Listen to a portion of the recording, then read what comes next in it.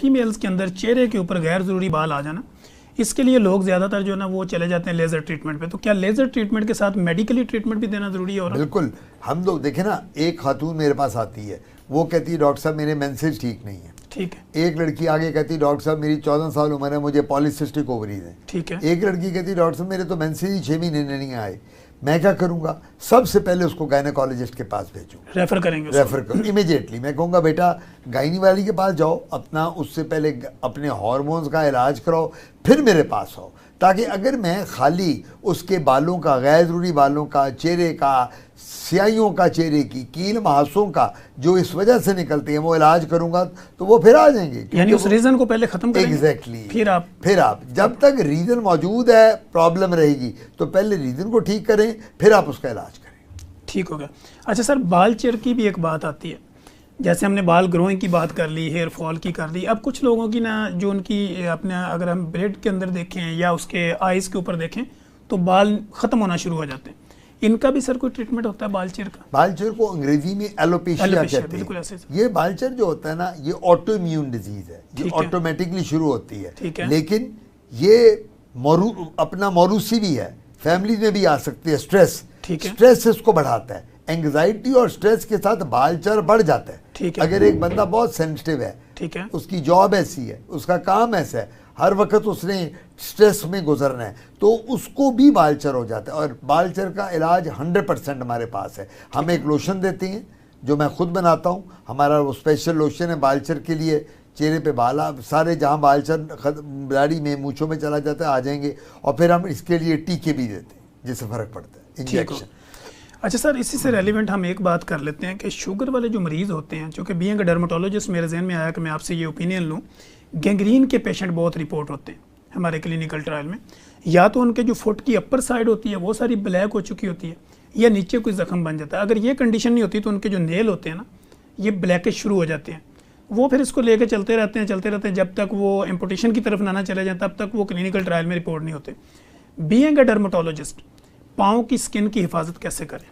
देखिए जी, सबसे बड़ी बात है, आप ये गैंग्रीन की बात कर रहे हैं। जी सर। इसको अंग्रेजी में शुगर के मरीज़ के जब हाथ और पाँव और उंगलियां काली हो जाएं और जड़ने लगें तो हम कहते हैं गैंग्रीन हो गई। ठीक है। अब उसके लिए सबसे बड़ी बात है कि डायबिटीज़ को आपको कंट्रोल करना है। ठीक है। पहली बात तो ये है। उसके बाद आपने ये पूछा सवाल कि जी इनको हाथ और पाँव को किस तरह, सबसे बड़ी बात है ड्राई रखें, खुश्क रखें। ठीक है। हाथ और पाँव को कोशिश करें, वज़ू करें, नमाज पढ़ें, पहले ड्राई करें फिर नमाज पढ़ें। ठीक है। नहा के निकलें, हाथ और पाँव को ड्राई करें फिर जूता पहनें। और कोशिश करें कि आप विटामिन सी का इस्तेमाल ज़्यादा करें। विटामिन सी से हमारी जो ब्लड वेसल्स हैं, आर्टरीज और वेन्स, वो खुल जाती हैं और वो उनमें से ब्लड फ्लो प्रॉपर होती है। तो उन चीज़ों को अवॉइड करें कि जिनके साथ हमारी ब्लड फ्लो कंस्ट्रिक्ट हो जाएगी, कोलेस्ट्रॉल बढ़ेगा, ट्राइग्लिसराइड्स बढ़ेंगी, शुगर बढ़ेगी। और स्मोकिंग को कम से कम करें, निकोटीन भी इसको ख़राब करती है। तो मेरा मशवरा होगा, हमारे पास इसका इलाज मौजूद है, अगर किसी को हो तो हमारे पास आ सकते हैं। ठीक है sir. Sir being a dermatologist, जो कि आप एक मोस्ट पॉपुलर, मोस्ट फेमस और दुनिया में जाने पहचाने हैं, तो सर वो लोग जो आजकल वाइटनिंग के नाम पे दुकानदारी चमकाते हैं और बेतुके इंजेक्शन और बेतुकी क्रीमें लगाते हैं, तो आप पब्लिक के नाम पब्लिक को क्या पैगाम देंगे कि वाइटनिंग कहाँ तक हो सकती है, क्या इसमें रियलिटी? देखो तनवीर, बात सबसे बड़ी ये है, ये जो वाइटनिंग है हम लोगों को कॉम्प्लेक्स हो गया, हम लोगों की सोसाइटी में, कि ਜਦੋਂ तक गोरा नहीं होएगा ब्याह नहीं होना। हाँ जी। गोरी लड़की नहीं होगी रिश्ता नहीं आएगा, गोरी लड़की होगी तो आगे रिश्ता चलेगा। अब लड़कियाँ मेरे पास आती हैं कि जी उसकी माँ, डॉक्टर साहब मेरी बेटी को गोरा करते हैं, इसका होने वाला खामन तो बहुत गोरा है, इसकी सास बहुत गोरी है।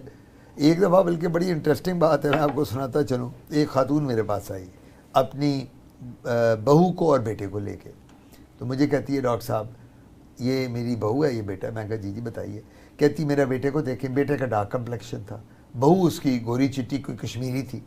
कहती है डॉक्टर साहब मैं तो कश्मीरन लड़की लेके आई थी कि मेरी अगली जनरेशन जो है कश्मीरी, वो सारी कश्मीरी, ये तो सारे काले मेरे पुत्र तो चले गए नहीं। यानी अब देखिए रंग जेनेटिक्स तो आपने पढ़ी है, हम लोगों ने डीएनए आरएनए, उसका डीएनए का कोई रोल है कि नहीं? डीऑक्सी राइबो न्यूक्लिक एसिड, शक्लें, सूरतें, रंग रोगन तो उसकी ज़ात का कमाल है। ऐसे ही सर, वो गोरा दे तो ये कह देना कि बहू मैं गोरी लाई हूँ ताकि अगली नस्ल ताकि गोरी हो। अगली और वो मेरे बच्चे तो मेरे बेटे पे चले गए। सो ये कॉन्सेप्ट हमारे हमें ख़त्म करने हैं। गोरा आपने अंदर से होना है, ऐसे ही दिल से गोरे हो, ठीक है। यहाँ से गोरा नहीं होना। ये तो बाहर नजर आएगा, ये तो बाहर नजर आएगा, इसने अंदर नजर आना है। तो गोरा करने के लिए मेरा मशवरा ये होगा, हम जो दवाइयाँ देते, मैं क्रीम बनाता हूँ, मेरे वालिद क्रीम ये बनाते थे जो गोरा नहीं करने, चेहरे को ग्लो देती है, चेहरे में उससे कम्प्लेक्शन आपका बड़ा अच्छा हो जाता है। लेकिन जो ये गोरा करने वाले टीके अवेलेबल हैं, इसके साथ किडनी फेलियर है, ग्लूटाथायोन के। क्यों? ये FDA से अप्रूव्ड ही नहीं है, ठीक है। फेडरल ड्रग और फिर इसके अथॉरिटी साथ से। विटामिन सी की डोज गैर जरूरी तौर पे भी ऐड करते हैं बगैर टेस्ट किए। और विटामिन सी जब बहुत ज्यादा देंगे तो हाइपर वाइटामिनोसिस सी हो जाता है, ठीक है, जिसके साथ स्कर्वी, जिसके साथ और बीमारियां। सो ये चीज़ों को हमने अवॉइड करना है हमने। और खुदारा मेरा मैसेज है आपके प्रोग्राम के थ्रू कि टीके मत लगवाएं। ये जो ग्लूटाथियोन के टीके हैं, ये यंग एज में अगर आप कराएंगे, गोरा करेगा क्या? वो तो किडनी फेल हो जाएगी, गुर्दे फेल हो जाएंगे, और अल्लाह ना करे आपका गुर्दा फेल हो जाए तो डायलिसिस होगा। फिर गोरे को आपने क्या करना? फिर आपने ऐसे गुर्दे को, ऐसे गोरे रंग को क्या करना?